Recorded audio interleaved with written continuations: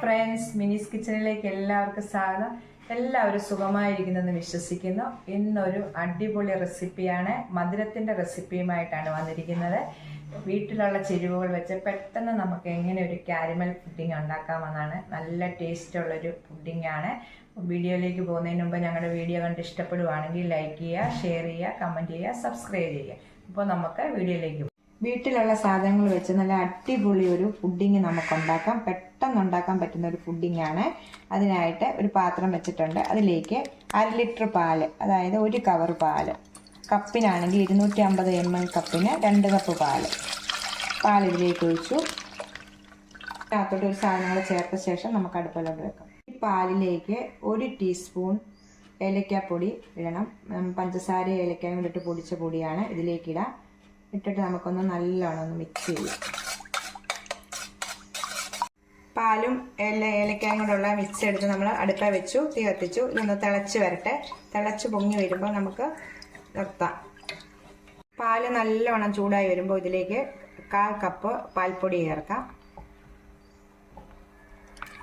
പൊടി ചേർക്കുമ്പോൾ നല്ലൊരു ടേസ്റ്റാണ് ഇതിന് കിട്ടുന്നത്. പാൽപ്പൊടി ഇല്ലെങ്കിലും കുഴപ്പമില്ല, പക്ഷെ പാൽപ്പൊടി ചേർത്തുണ്ടാക്കുന്നതാണ് നല്ലത്. ഇതിലേക്ക് 1 ടേബിൾ സ്പൂൺ മിൽക്ക് മേഡ് ചേർക്കാം.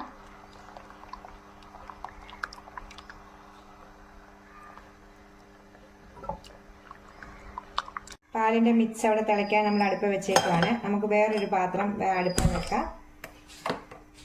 ചൂട് കട്ടിയുള്ളൊരു പാത്രം വെക്കണം. വെച്ച ശേഷം ഇതിലേക്ക് 1/2 കപ്പ് പഞ്ചസാര ഇട്ട് നമുക്കൊന്ന് കാരമൽ ചെയ്തെടുക്കാം.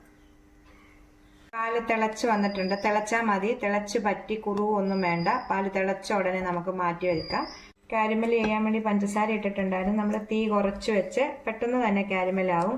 അടിക്ക് പിടിച്ച് നല്ലവണ്ണം ഇതായി പോകല്ലേ. ഇപ്പോൾ കയ്പ് നിറം വരും. ഒരു ഗോൾഡൻ നിറമാകുമ്പോൾ നമുക്ക് നിർത്തണം. ഇത് കണ്ടോ, കാരമലായി വന്നിട്ടുണ്ട്. ചൂട് കട്ടിയുള്ള പാത്രം വെച്ചാൽ മതി, പെട്ടെന്ന് കാരമലാവും. കാരമലാകാൻ വേണ്ടി ഉണ്ടാക്കാൻ ഈസിയാണ്. കാരമലായിട്ടുണ്ട്. തീ കുറച്ച് വെച്ചിട്ട് നമ്മൾ തിളച്ച പാലിൻ്റെ മിക്സ് ഈ കാരമലിലേക്ക്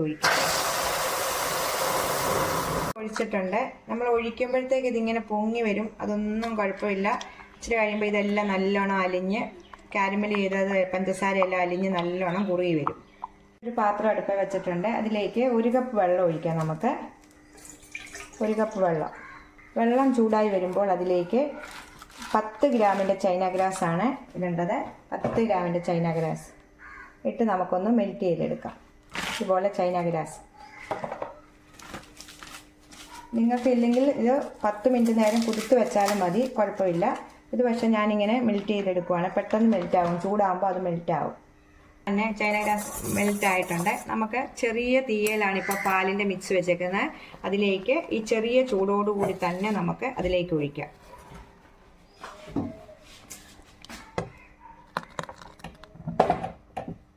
പാലിൻ്റെ ചൂടും ചൈന ഗ്രാസിൻ്റെ ചൂടും ഒരേപോലെ ആയിരിക്കണം. ഒത്തിരി ചൂടായതല്ല. ഇതിനകത്ത് ചെറുതായിട്ട് അലിയാനുണ്ട്. അത് സാരമില്ല. നീ ഇപ്പോൾ ഇതിൻ്റെ പാലിനകത്ത് കിടന്ന് നല്ലോണം അലിഞ്ഞോളൂ. തീ ഓഫ് ചെയ്യുക. എന്നിട്ട് നമുക്ക് പുഡിംഗ് വെക്കുന്ന ട്രേയിലേക്ക് ഒഴിക്കാം. അതുപോലത്തെ ഒരു ട്രേ ആണ് ഞാൻ എടുത്തേക്കുന്നത്. ഏതെങ്കിലും ഒരു പാത്രം മതി. സ്റ്റീലിൻ്റെ പ്ലേറ്റ് നേരെ വട്ടത്തിലുള്ളതാണെങ്കിലും മതി. നമുക്ക് ഇതിലേക്ക് ഒഴിച്ചു കൊടുക്കാം. കണ്ട, വീട്ടിലുള്ള 3, 4, 5 ചേരുവകൾ ഉപയോഗിച്ച് പെട്ടെന്ന് കാരമൽ പുഡിംഗ് ഉണ്ടാക്കാൻ പറ്റിയുണ്ടോ? എല്ലാവരും ഒന്ന് ട്രൈ ചെയ്ത് നോക്കണം. നല്ല ടേസ്റ്റാണിത്.